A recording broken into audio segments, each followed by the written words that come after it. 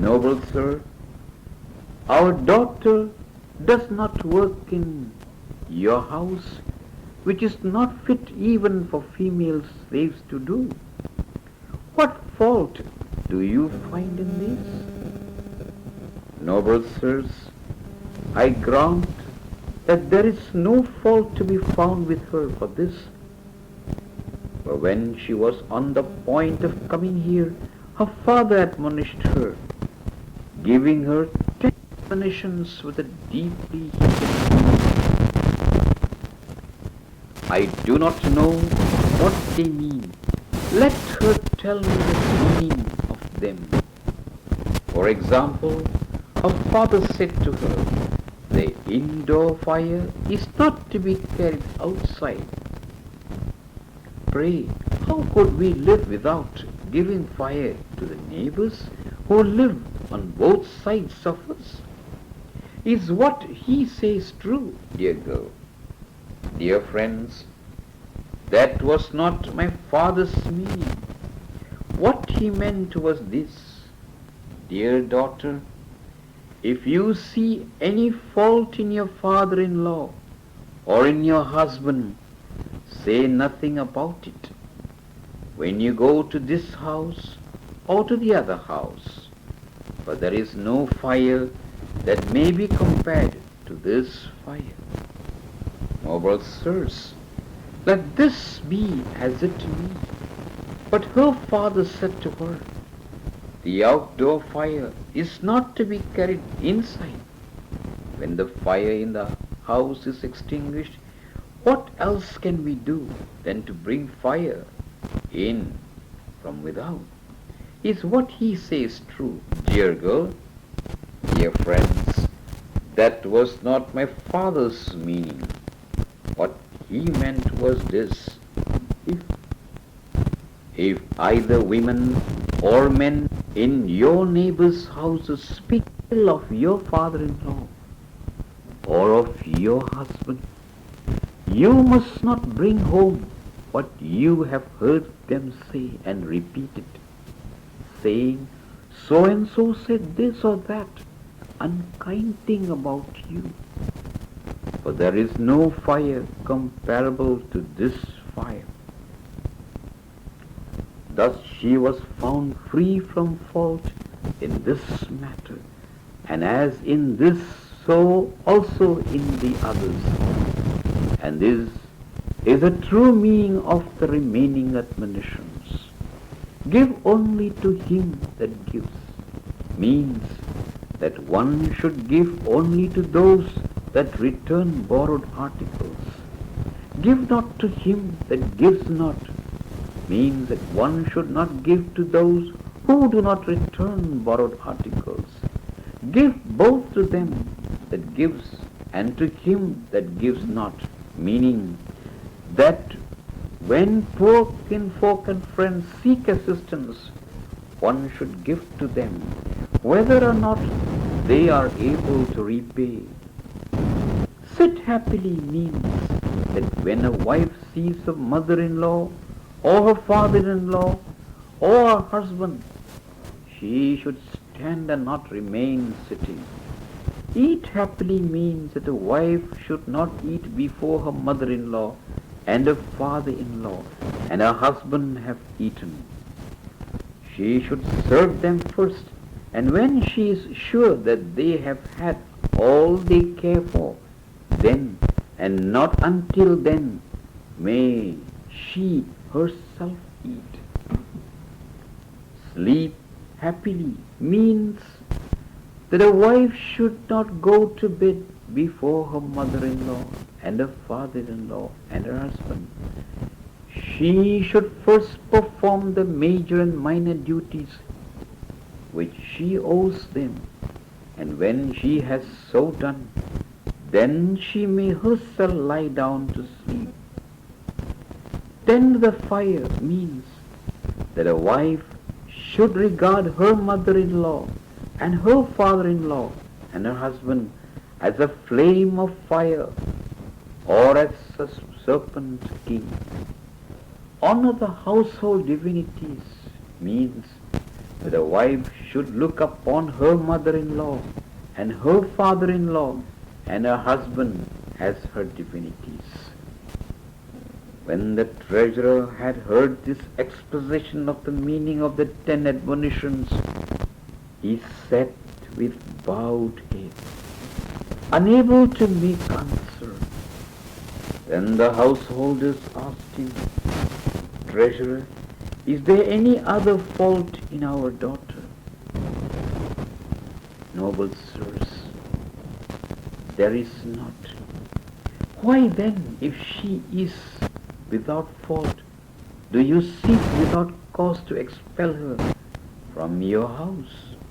At this point Visakha said, "Dear friends, although at first it would not have been proper for me to leave at the command of my father-in-law, inasmuch as when I came hither, my father placed me in your hands to determine my guilt or my innocence.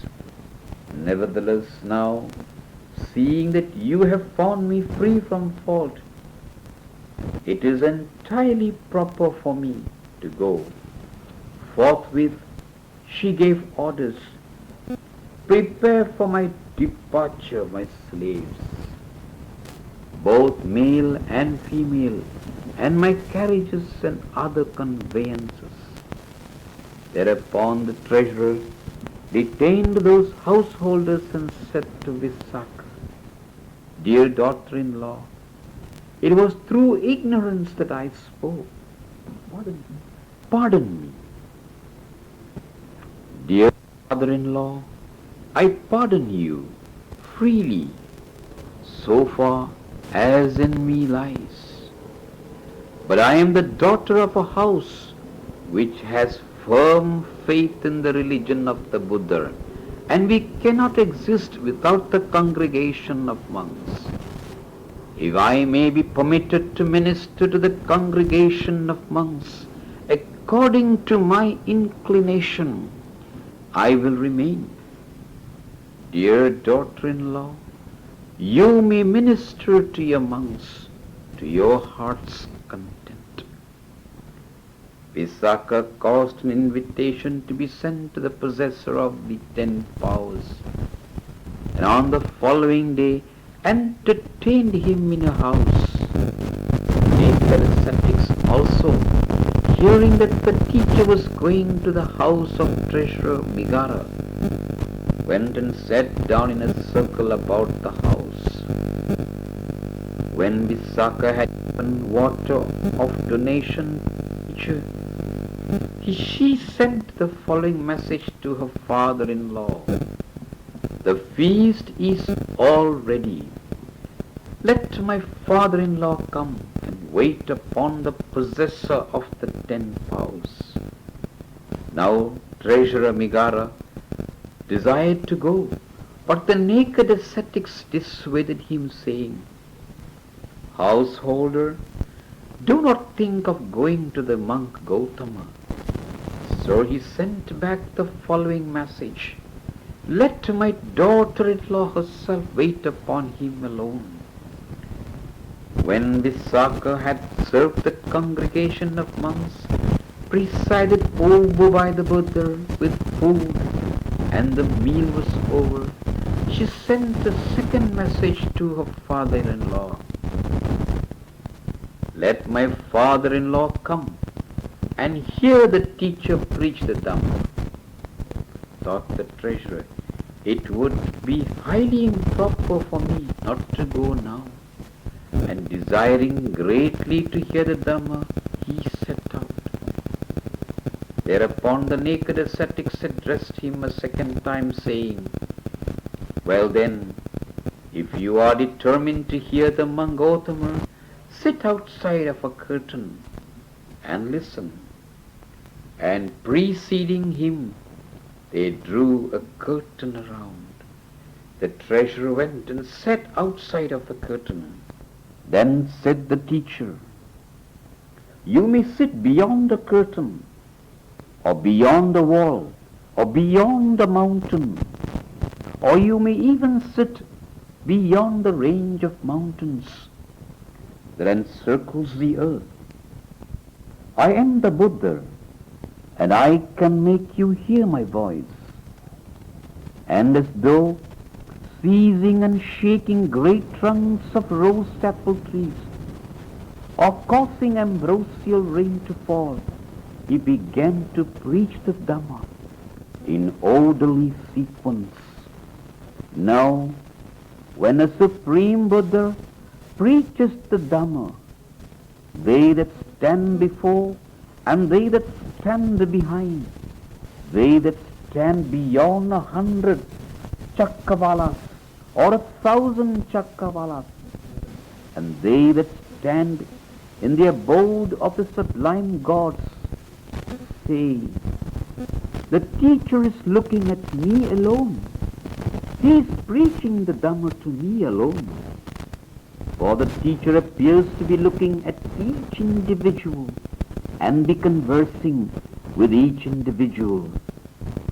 The Buddhas are said to be like the moon, for as the moon in mid-heaven appears to all beings alike, so that each individual thinks, the moon is over me, the moon is over me, and so also the Buddhas appear to stand face to face with each individual, no matter where that individual may stand. This is said to be the fruit of their generosity in cutting off their gloriously adorned heads, gorging out their anointed eyes, uprooting the flesh of their hearts, and giving to be the slaves of others, sons like Jali, daughters like Kanhajina, and wives like Madi.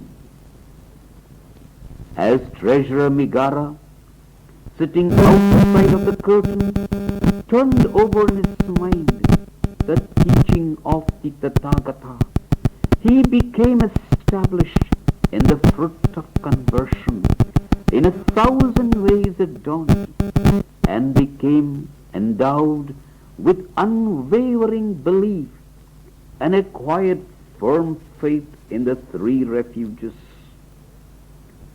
And lifting the hand and kissing his daughter-in-law, he adopted her as his mother, saying, today, henceforth, you are my mother. And thenceforth, she was called Mother of Migara. Later on, when she had a son, she gave him the name Migara. Then the great treasurer, letting go his daughter-in-law, went to the exalted one, fell at his feet, stroked his feet with his hands, and covered them with kisses, and thrice called out his own name, saying, I am Migara, Reverend Sir. Then he said, Reverend Sir, all this time I have not known the abundant fruit of alms given to you, but now, through my daughter-in-law, I have come to know of it, and have obtained release from all the suffering of the states of punishment. When my daughter-in-law came to my house, she came for my welfare and salvation. So saying, he pronounced the following stanza. Today, I know where given, alms yield abundant fruit. For my welfare indeed, my excellent daughter-in-law came to my house. Visakha invited the teacher for the following day, and on the following day, her mother-in-law attained the fruit of conversion. And from that time on, that house kept open door for the religion of the Buddha. Then the treasurer thought to himself, my daughter-in-law has done me a great service. I will make her a present. Now, Her great creeper parure is so heavy that it is impossible for her to wear it all the time. I will therefore have a light parure made for her, which she can wear both by day and by night in all the four postures. Accordingly, at a cost of 100,000 pieces of money, he had a parure made for her called the solid polished parure. And when this was completed, invited the congregation of monks presided over by the Buddha and gave them a bountiful feast. Then he caused Visakha to bathe herself in 16 water pots of perfumed water and to put on the solid polished parure.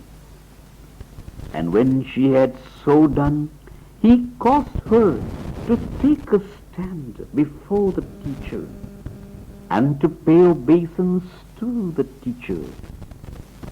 Then the teacher pronounced the words of thanksgiving and went back to the monastery.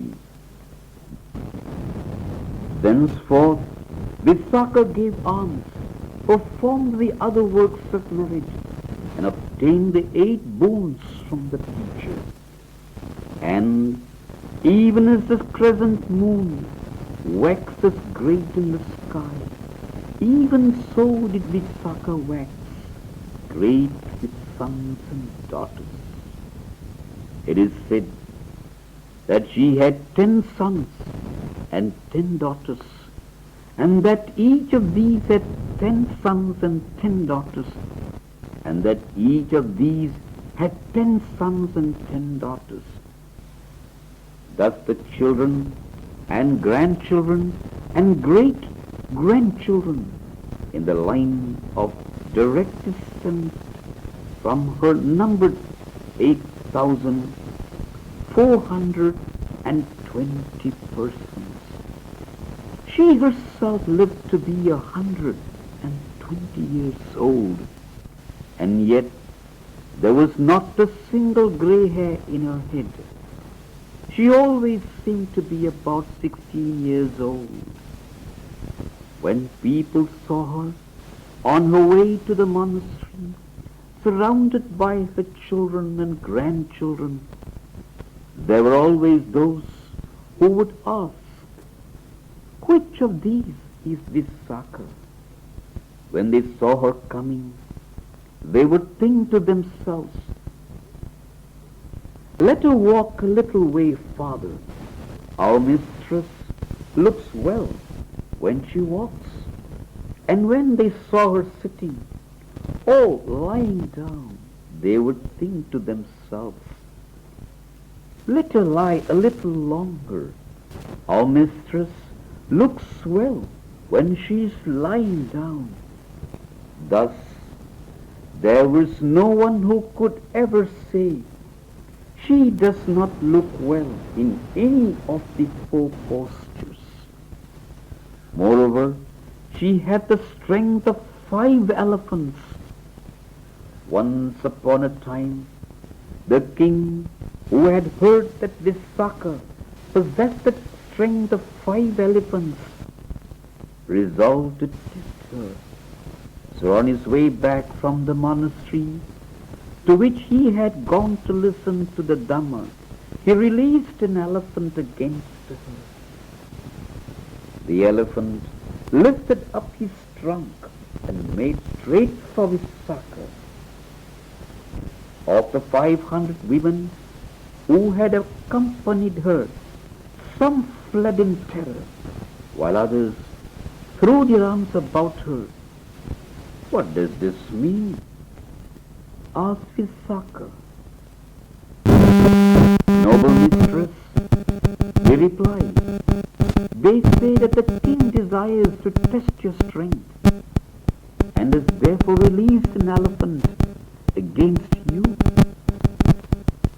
When Visakha saw the elephant, she thought to herself, "Why should I flee? How now shall I take hold of him? If I grasp him firmly, I may kill him. So taking him along between two of her fingers, she forced him back. The elephant, unable to resist her strength and to keep his footing, fell back on his haunches in the royal court. Thereupon the populace applauded her, and she returned home with her retinue in safety. Now, at this time at Savatthi, Visakha, mother of Megara, had many children, and many grandchildren, and many great-grandchildren, and her children were free from sickness, and her grandchildren were free from sickness, and her great-grandchildren were free from sickness. And she was considered to bring good luck. And of all her many thousand children and grandchildren and great-grandchildren, not one had as yet met death. On festivals and holidays, the residents of Savatthi always invited Visakha first to their feasts.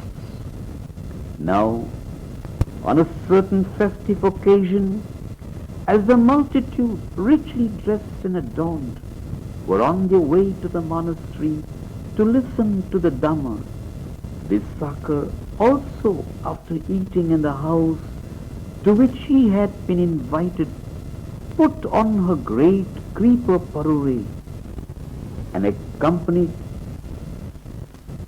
the multitude to the monastery.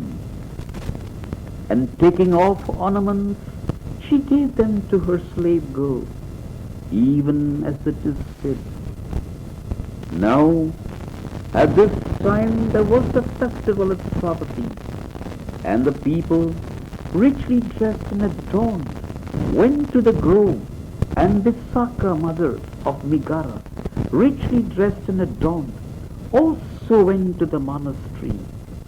And Visakha, mother of Megara, took off her ornaments, and wrapping them in her cloak, gave them to her slave girl, saying, "Oh, take this bundle." It is said that as she was on her way to the monastery, she thought to herself, "It is not fitting that I should enter the monastery covered with jewels, wearing on my person a parure so costly as this, extending from head to foot." Therefore, removing her parure, she made a bundle of it and placed it in the hands of her slave girl, who alone could carry it, possessing as she did the strength of 5 elephants acquired by her own merit. Therefore, she said to her, "Dear girl, take this parure. When I return from the teacher's sermon, I will put it on again." And when she had given the parure to her slave girl, she put on her solid polished parure, and approaching the teacher, listened to the Dhamma. At the end of the sermon, she saluted the Exalted One, rose from her seat and went out. Her slave girl, who had forgotten the parure, accompanied her. Now, it was the custom of Elder Ananda, after the congregation had departed from listening to the Dhamma, in case anything had been forgotten and left behind, to put it away. So on this particular day, seeing the great creeper parure, he told the teacher, "Reverend sir, Visakha has gone away and forgotten her parure. Put it aside, Ananda." So the elder took it up and hung it beside the staircase. Visakha thought to herself, I will find out what medicines and other requisites are needed by the monks who are coming and going, and who are sick or in need. And for the purpose of providing for them, she made the rounds of the monastery with Supiya. Now, whenever the young monks and novices saw these two female lay disciples going the rounds of the monastery, those who had need of ghee and honey and oil and the other requisites used to take their bowls and other vessels and come up to them. And on this day, they followed their usual practice. Seeing a certain sick monk, asked him, what does my noble master require?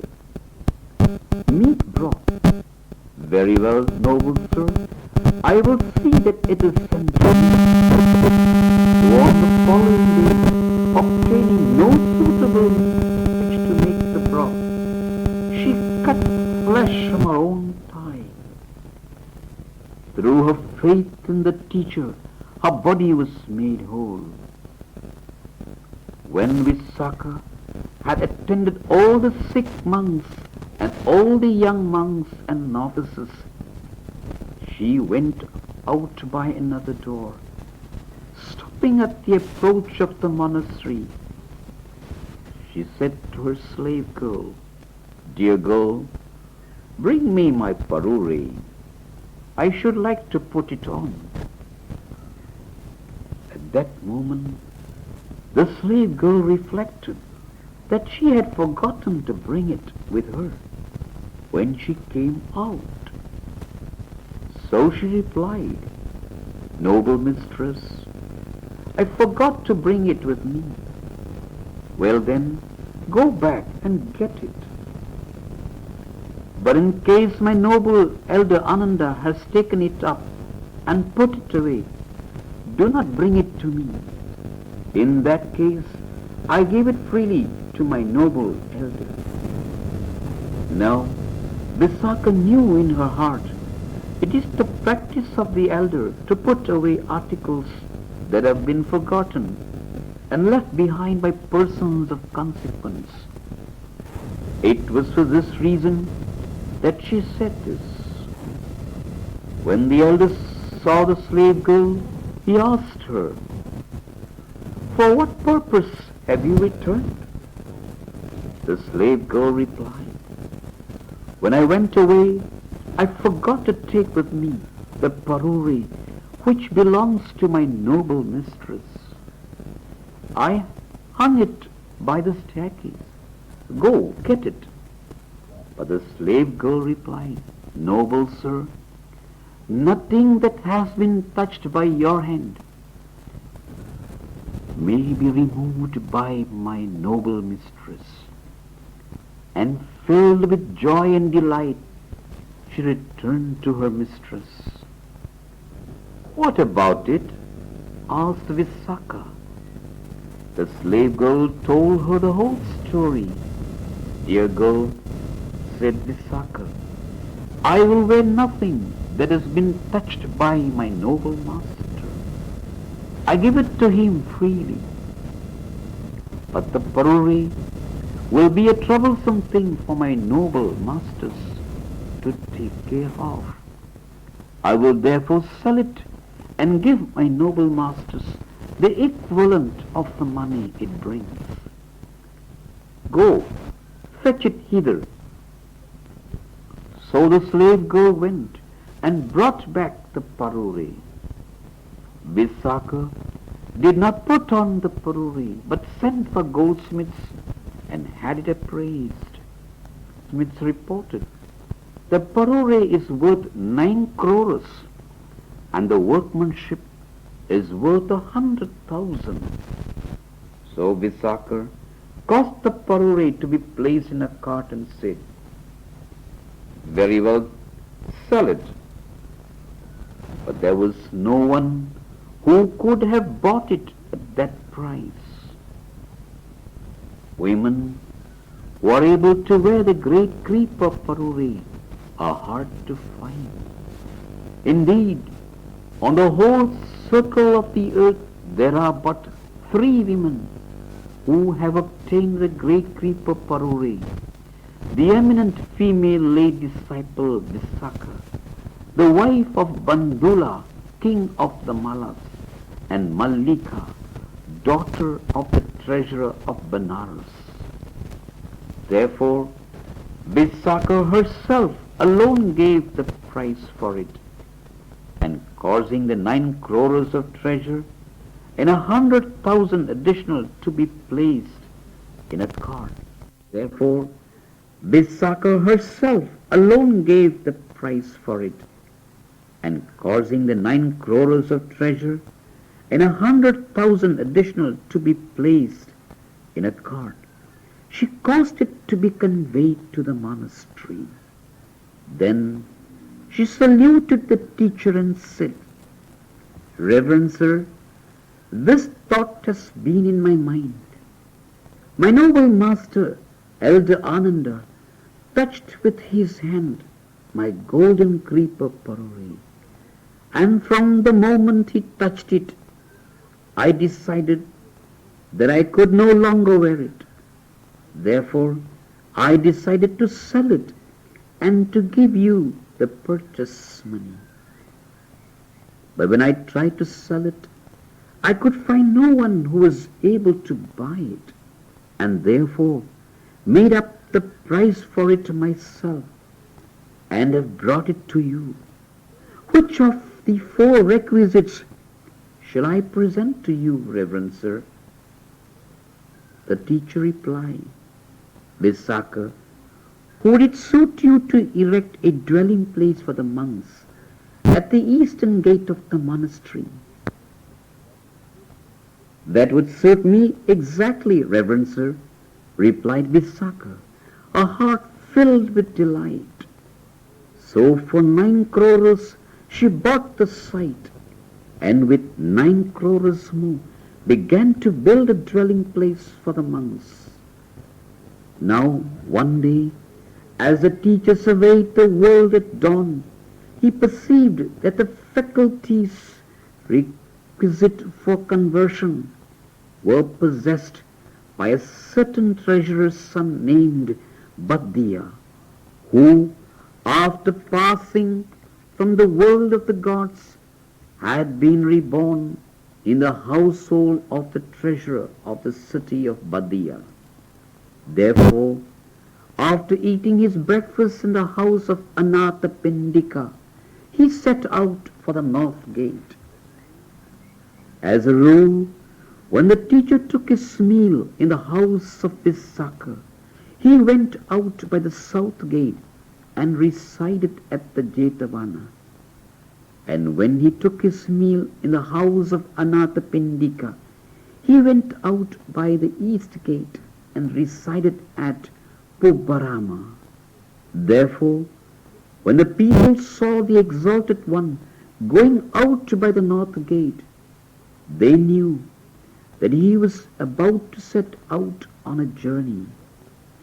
When therefore on that day Visakha heard that the teacher was going in the direction of the north gate, she went to him quickly, saluted him and said, "Reverend sir, is it your intention to set out on a journey?" "Yes, Visakha.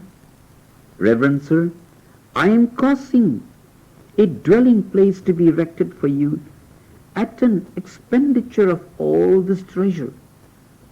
Pray, turn back, Reverend sir." "Visakha, this is a journey which does not permit of my turning back." Visakha thought to herself, "Doubtless the Exalted One has good reason for what he is doing." So she said to the teacher, "Well then, Reverend sir, before you depart, direct some monk who knows what should be done and what should not be done to remain behind. Visakha, take the bowl of whatever monk you please. Now, although she was especially fond of Elder Ananda, yet, thinking to herself, Elder Moggallana, the great, possesses great magical power, and with his assistance, my work will be made easy. She took the bowl of Elder Moggallana the Great. The elder looked at the teacher, and the teacher said, Moggallana, take with you your retinue of 500 monks and turn back. The elder did as he was commanded. By the supernatural power of Elder Moggallana the Great, they went 50 or 60 leagues for trees and stones, and returned with great trees and stones on the same day. Nor did it tire them to hoist trees and stones on the carts, nor did an axle break. And in but a short time they erected a dwelling place 2 stories high. There were 500 rooms on the ground floor and 500 rooms on the floor above. Thus the dwelling place contained 1,000 rooms in all. The teacher, after journeying about for 9 months, returned to Sabatthi. In those 9 months also the work on Visakha's dwelling was completed, and she was building a pinnacle of solid, beaten, ruddy gold, intended to hold 60 water pots. When Visakha heard that the teacher was on his way to the Jetavana, she went forth to meet him, and conducting him to the monastery which she was building, exacted the following promise from him. Reverend Sir, bring the congregation of monks here for these 4 months, and take up your residence here, and I will have the dwelling place for the monks finished. The teacher consented to come. Thenceforth she gave alms to the congregation of monks presided over by the Buddha in that very monastery. Now a certain friend of hers came to her with a piece of cloth worth 100,000 pieces of money, and said to her, Friend, I should like to spread this small carpet in your dwelling place. Tell me, where I may spread it? Visakha replied, If I say to you, there is no room, you will think she does not wish to give me any space.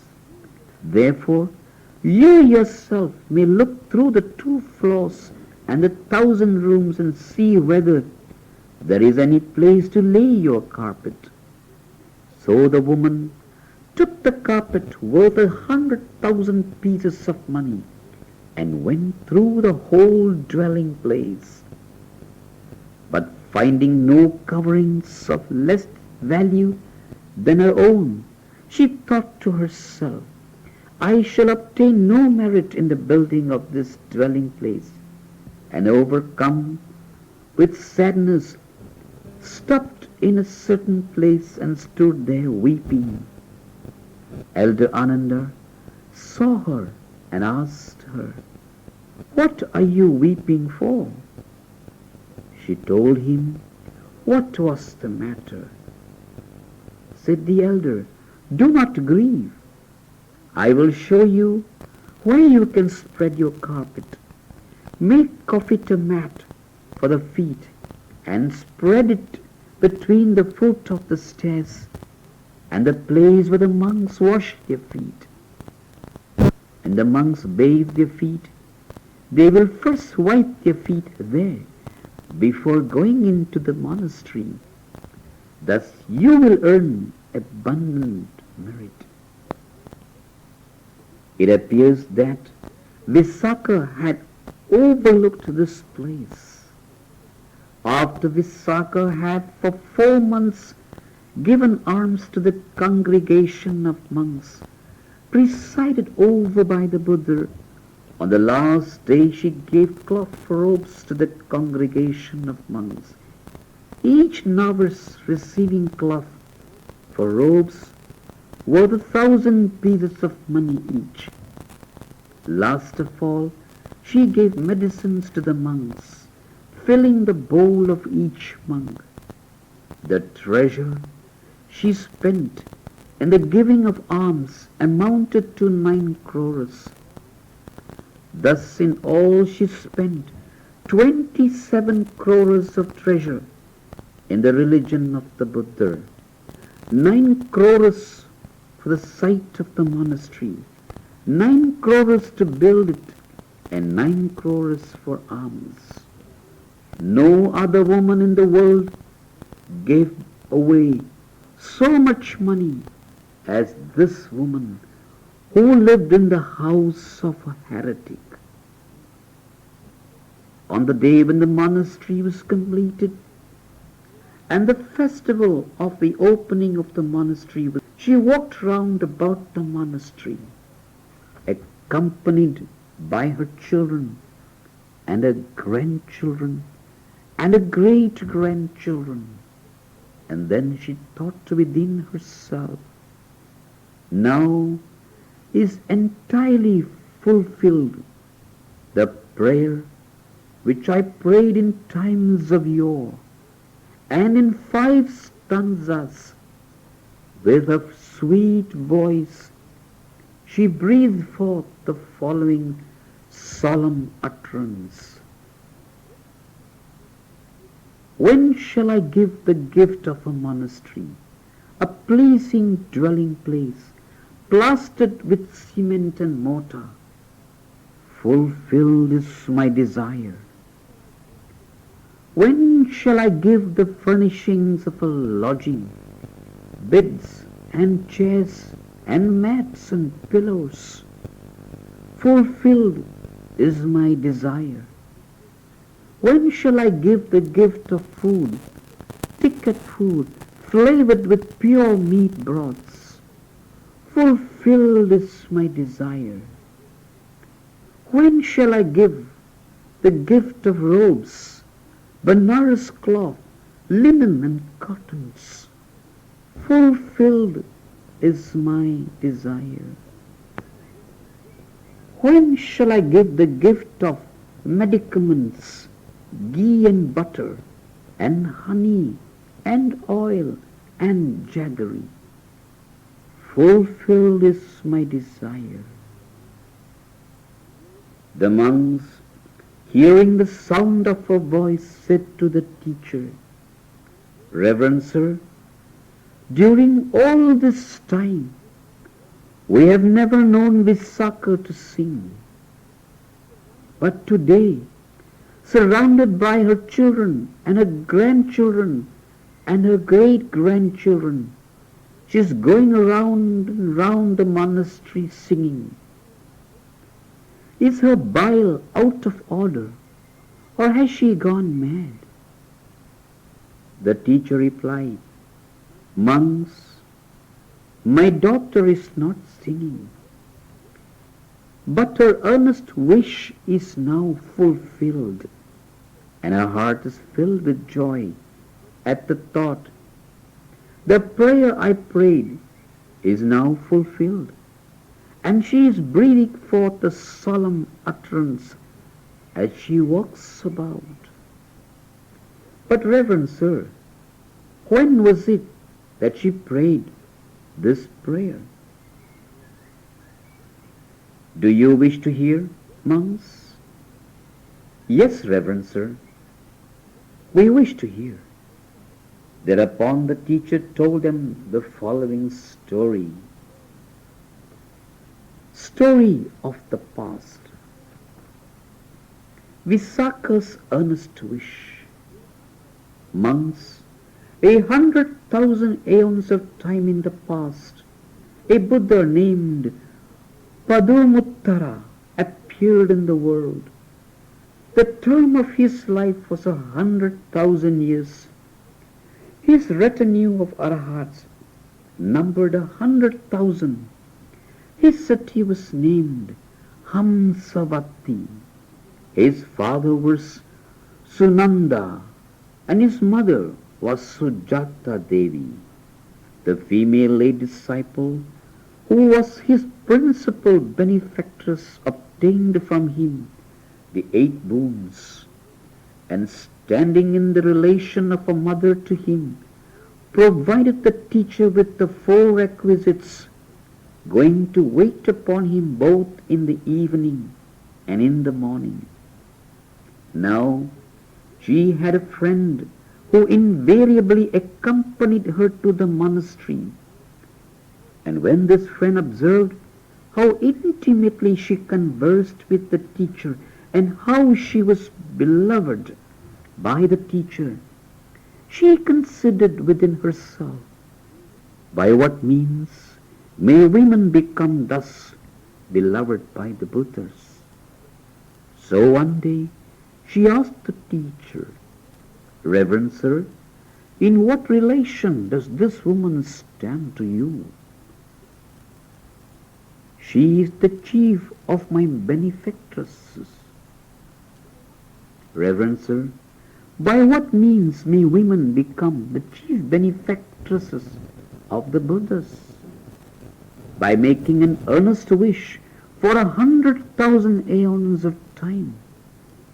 "Reverend sir, would it be possible for a woman to attain this position by making an earnest wish at this moment?" "Yes, that would be possible." "Well then, Reverend sir, accept food at my hands for 7 days with your 100,000 monks." The teacher consented to do so. So for 7 days she gave alms to the teacher. On the last day, taking the teacher's bowl and robe, she saluted the teacher and, prostrating herself at his feet, made the following earnest wish: "Reverend sir, I seek not through the giving of these alms any such reward as sovereignty over the gods, but may I receive the 8 boons at the hands of a Buddha like you. May I stand in the relation of a mother to him, and may I be the foremost of the women entitled to provide him with the 4 requisites." Thought the teacher, will her earnest wish be fulfilled?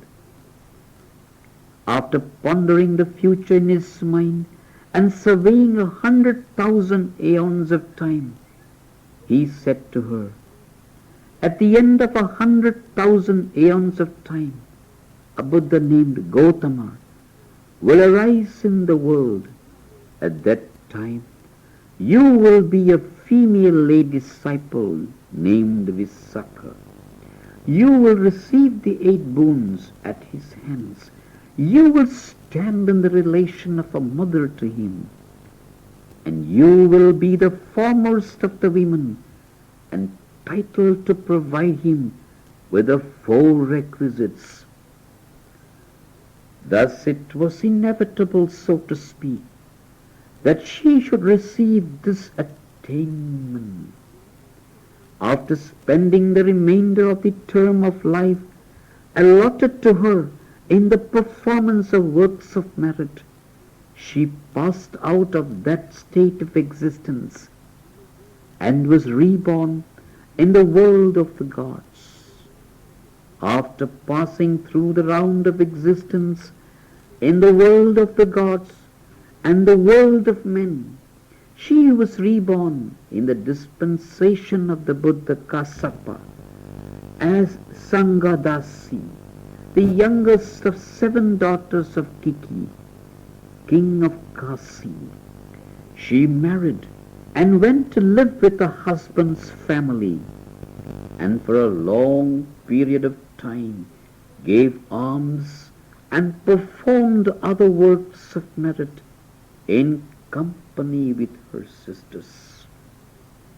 One day she fell at the feet of the Supreme Buddha Kassapa and made the following earnest wish: may I at some time in the future stand in the relation of a mother to a Buddha like you, and may I be the foremost of the women entitled to provide him with the four requisites.